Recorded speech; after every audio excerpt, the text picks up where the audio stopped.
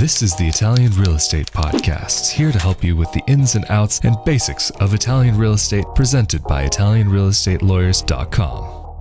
Hello and welcome back to another edition of the Italian Real Estate Podcast, presented by ItalianRealEstateLawyers.com. We, of course, are back again with Italian attorney Marco Permunian. Hello there, Marco. How are you doing? Good. How are you, Rafael? Good. I'm doing great, thanks. Last time, in the last episode of this podcast, we were talking a bit about renting property here in Italy, and we wanted to continue that discussion today. Last time we left off with the subject of the rental contract and what can be stipulated in that contract. And one of those factors can also be the common charges, the spese condominiali. And so, Marco, let's just jump right into it. What is it that those condominium fees normally cover? Especially if you're living in a building, in a condominium with multiple units, there can be several charges that both parties have to face. And these charges have to do with the cost to have the elevator running, cleaning of the stairs of the building, heating. In some buildings in Italy, the heating can be private, so related to the specific unit that you're renting, or communal, so there's a communal boiler for the whole building, which is of course more common in the older buildings. Other charges have to do with the renovation of the facade.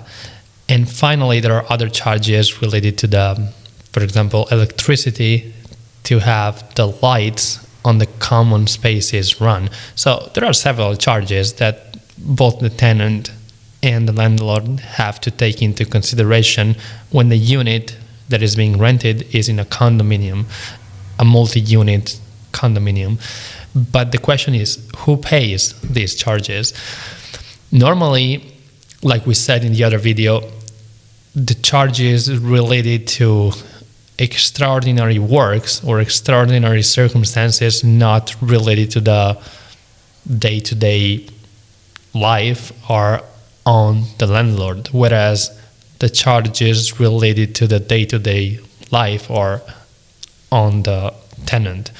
So more specifically, the landlord will be paying, for example, the charges related to the facade or the charges related to major extraordinary repairs to the building, like if something breaks or something. Exactly. Like a stair or something in the stairwell. But actually, there was something that was interesting in the case that, like we mentioned last time, you guys had helped me with my situation and finding a place here to be able to live and also helping to organize it.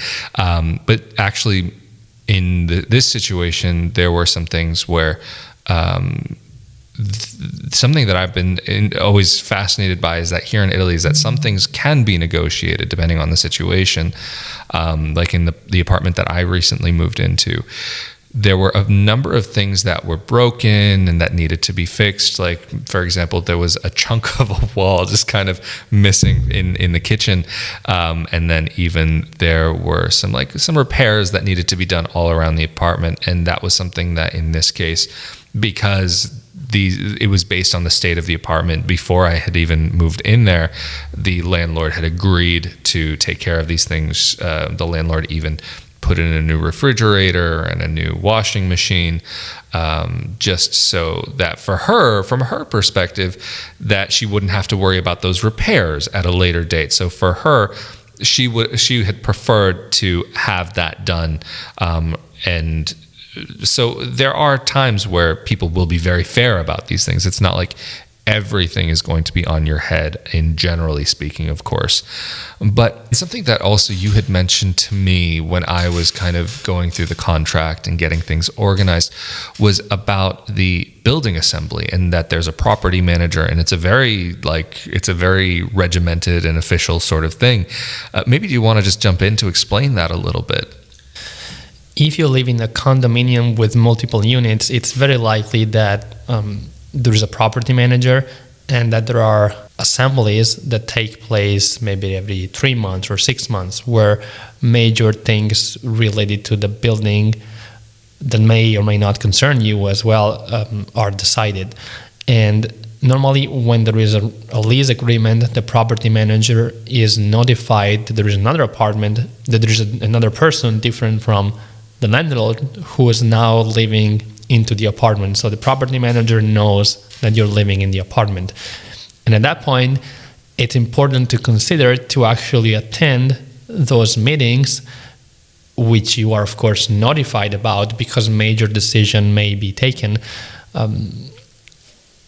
Both the landlord and the tenant can participate because there are decisions that have to do with the building or major repair works that concern the landlord, and other decisions that may actually affect the tenant. So they both can participate, they both are notified, and it's good to participate, because if you don't, if they reach the majority, they decide without you. But taking it back to what you were discussing about these meetings with the administration, there's something that in Italy that I know that can be, for some people, a little bit of a surprise about. There are, depending on the building, of course, and depending on the building manager, there can be some pretty strict rules in some of these buildings that a person needs to adhere to. Do you want to just quickly go over what a person might be able to expect? In a condominium building that has more than 10 units, there needs to be, by law, a set of rules that need to be respected by the people who live in the building. So these rules can be different depending on the case, but normally they include rules about how to use the communal spaces. For example, you can't leave out your trash in a way that disturbs another property owner or another tenant in another unit. Or, for example, you can't play like instruments during certain times, which are too loud and disturb the other people who live in the building. But there can be also rules related more specifically to how you pay the common charges, because there are some building, we talked about that a few minutes ago, there are some building where the heating is not coming from the unit itself, but it's coming from the building. So there's a way to actually, the rules, the condominium rules set a way to decide how the heating is paid by everyone who lives in the building. And in the older buildings, you pay the heating based not on how much heating you actually use, but on how big your unit is. Like bigger units pay more money for heating, but in newer buildings there are actually meters installed in the heaters in the apartment that actually can count, that can actually keep track of the amount of heat that you actually are using. So you pay only based on the heat that you're actually using, which is of course more fair, because, for example, if you are not living in the apartment during the day, you are at work all day, you're actually charged for the heat even if you're not really using it. Maybe there are people who actually instead like live in the apartment for the whole day, maybe older people who are actually using it, but you're not. So it's more fair, of course, if these meters are installed on the heaters in the apartment.